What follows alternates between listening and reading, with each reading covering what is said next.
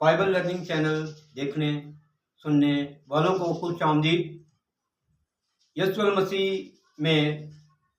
आपके खादम पास्टर मुबारक मसीह की तरफ से आप सबकी यीशु मसीह में सलामती हो। सो मेरे अजीज़ों, बाइबल लर्निंग चैनल में एक नए एपिसोड मज़मून तारीकी के हाकम और इंसान के साथ आपका और खुदा का खादम आपकी खिदमत में हाजिर है। सो अजीज़ों, इससे बेहतर कि हम इस मज़मून को जानें, सीखें, सुने, समझें, आइए हम दुआ करें। कदूस कदूस कदूस रब्बुल फाज़िल, अशकुर के रब ज़मीन व आसमान के खुदा, तेरा शुक्र करते हैं मसीह यीशु में हमारे बुजुर्ग आसमानी बाप कि तूने हमारा फिदिया दिया, तूने दुनिया से ऐसी मोहब्बत रखी, अपना इकलौता बेटा बख्श दिया ताकि जो कुछ पे ईमान लाया लाख न बल्कि हमेशा की ज़िंदगी पाए। ऐ मेरे खुदा, तेरा शुक्र है खुदा ताला के इकलौते बेटे हमारे मुनजी निजात देंदे यीशु नासरी था है और आने वाला है। आप खुदा उन सब सुनने देखने वालों को बरकत दें और खुदा हम सब के ज़हनों दिनों ख्यालों सोचों को खोल ताकि ऐ मेरे खुदा हम तेरे कलाम को खूब अच्छे तरीके से समझा सकें, खुद भी सीख सकें, दूसरों को सिखा सकें और खुदा से खूब समझ पाएँ ताकि खुदा समझ कर तेरी मर्जी को पूरा करके तेरे फर्माबरदार बेटे और बेटियां ठहरें। ऐ खुदा पाक करो, तू जो हमारा रहनुमा और हमारा मददगार है, खिदमत के सारे काम में हमारी उन सब बच्चों की बेटों बेटियों की मदद फरमा और अपने लोगों को कलाम के सबब से बरकत दीजिए ताकि वो अपने लिए, अपने माँ बाप के लिए, अपने घर घराने के लिए, मुल्क व कौम के लिए बरकत का सबब बने। ऐ मेरे खुदा, हमारी सारी मिन्नत इल्जा फरियाद और शुक्रगुजारी को सुन और कबूल फरमा। बाप सब कुछ तेरी इकलौते बेटे अपने मुनजी निजात देंदे के कदूस यीशु मसीह नासरी नाम से मांगते दुआ बख्श दे, आमीन। सो मेरे अजीजों, मजमून तारीकी के हाकम और इंसान, जिस आयत मुकद्दसा का चुनाव इस मजमून के लिए किया गया, उस आयत को हम पढ़ते हैं। मेरे साथ देखिए, इफ्सियों के नाम पालूस रसूल का लिखा हुआ खत, उसका 6वां बाब और उसकी 12वीं आयत से पढ़ते हैं। कलाम खुदा में यूं लिखा है, क्योंकि हमें खून और गोश्त से कुश्ती नहीं करना, बल्कि हुकूमत वालों और इख्तियार वालों और इस दुनिया की तारीकी के हाकमों और शरारत की उन रूहानी फौजों से जो आसमानी मकामों में हैं। इस वास्ते तुम खुदा के सब हथियार बांध लो ताकि बुरे दिन में मुकाबला कर सको और सब कामों को अंजाम देकर कायम रह सको। सो मेरे अजीजों, ये तारीकी की कुव्वतें, तारीकी के हाकम और ये इख्तियार वाले और ये शरारत की रूहानी अफवाज फौजें जो आसमानी मकामों में रहती हैं, इस आयत मुकद्दसा के मुताबिक और इस कलाम के मुताबिक खुदा का रूह, खुदा के बंदा पालूस रसूल में से होकर हमें ये नसीहत करता है कि हम बनीनो इंसान जो रुए ज़मीन पर हैं, हमारा एक मुकाबला है और हमारी एक कुश्ती है, हमारी लड़ाई है, हमारी जंग है। और ये जंग इंसानों से नहीं, ये जंग खून और गोश्त से नहीं, बल्कि ये लड़ाई, ये जंग, ये कुश्ती, ये मुकाबला जो है, ये हुकूमत वालों, इख्तियार वालों, इस दुनिया की तारीकी के हाकमों और शरारत की रूहानी फौजों से है। तो मेरे अजीजों, ये हुकूमत वाले कौन हैं? ये नहीं जो मुल्कों के अंदर हुक्मरान होते हैं, इनकी बात नहीं हो रही, बल्कि ये जो हुकूमत वाले और इख्तियार वाले हैं, ये वो हुक्मरान हैं जिनकी हुकूमत तारीकी पे है, अंधेरे पे है, और ये तारीकी ही के हाकम हैं اور تاریکی ہی پہ ان کی حکومت ہے اور تاریکی ہی پہ ان کا اختیار ہے اور یہ ان کے حاکم ہیں اور ان کے ساتھ یہی شرارت کی روحانی فوجیں ہیں۔ اس سے یہ ثابت ہوتا ہے، اس آیت مقدسہ سے ہمیں یہ معلوم ہوتا ہے کہ بنی نوع انسان ایک ایسی جنگ میں مبتلا ہے، ایسی شرارت کی فوجوں کے ساتھ ان کا مقابلہ ہے جو دکھائی نہیں دیتی اور اندیکھی افواج کے ساتھ جنگ ہے، اور ان کے مقام یہ آسمانی مقاموں میں رہتے ہیں اور ان سے بنی نوع انسان کی کشتی لڑائی جنگ ہے۔ اب تاریکی کے حاکم اور انسان، فرق تو بہت زیادہ ہے، کیونکہ ایک تو یہ اندیکھی سی مخلوق ہے اور دوسرے نمبر پہ یہ تاریکی میں اپنا کام کرتے ہیں اور بنی نوع انسان کو خدا سے گمراہ کرتے ہیں۔ پچھلے دنوں ہم نے ایک مضمون شروع کیا تھا، گمراہ۔ اس میں نے کہا تھا کہ آنے والے مضامین میں ہم یہ بیان کریں گے کہ یہ جو تاریکی کی قوتیں ہیں، یہ جو شرارت کی روحانی فوجیں ہیں جو آسمانی مقاموں میں رہتی ہیں، حوالہ جات کے ساتھ ہم نے اس میں سیکھا تھا کہ یہ تاریکی کے اندر ہی قید ہیں، اور یہ جب قید ہیں تو پھر یہاں پہ ایک سوال پیدا ہوتا ہے،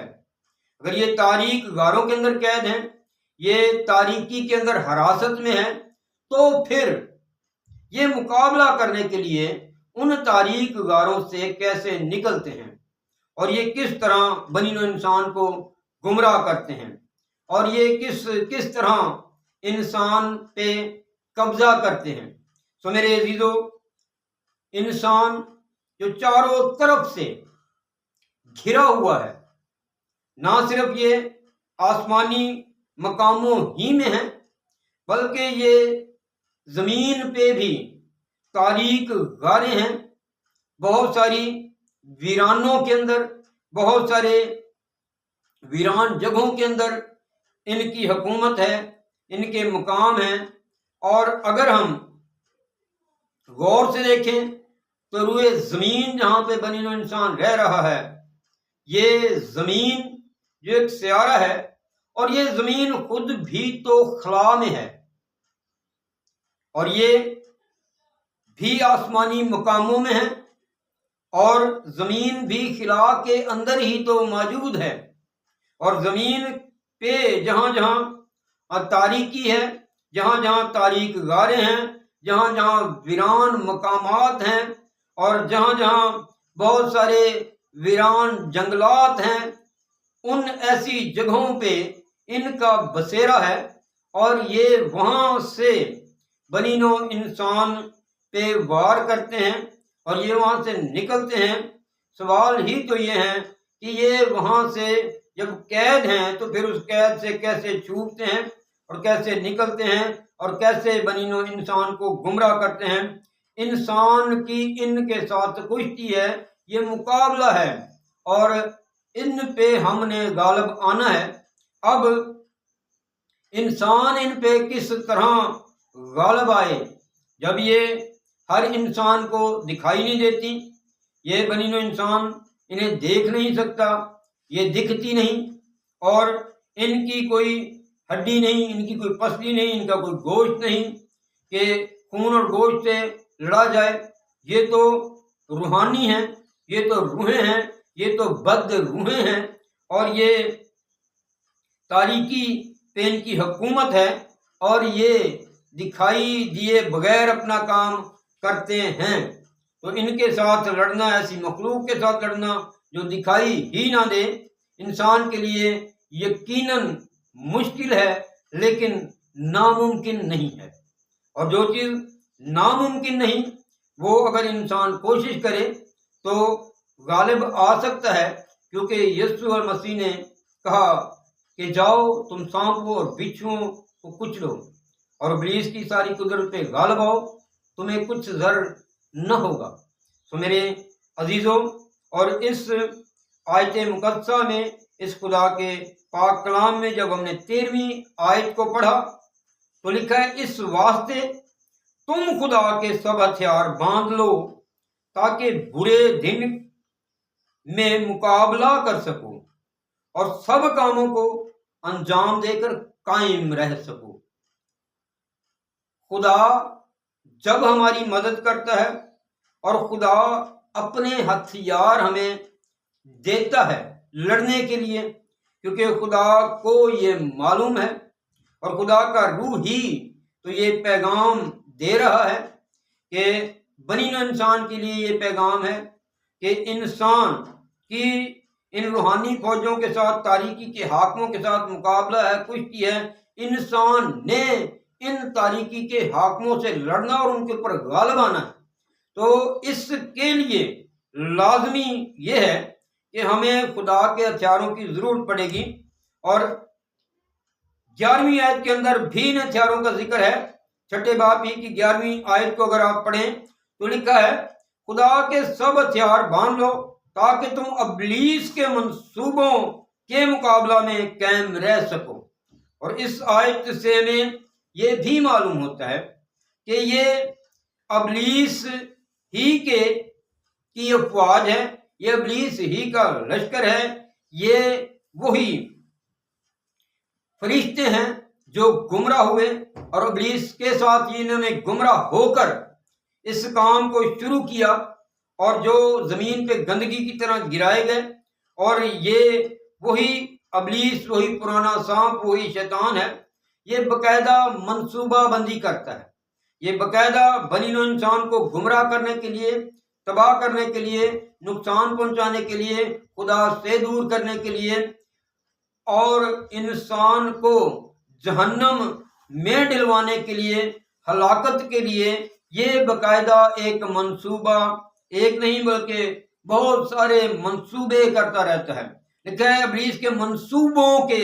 مقابلہ میں قائم رہ سکو۔ اس کا مطلب یہ منصوبے بناتے رہتے ہیں،